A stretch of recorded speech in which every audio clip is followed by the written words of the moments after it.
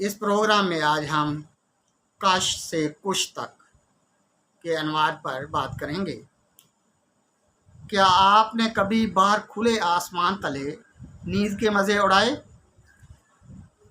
और अगर रात अंधेरी हो और आसमान साफ नज़र आए, यानी गर्दो गबार की आलूदगी ना हो और बादल भी आसमान और आपके दरमियान हायल ना हो,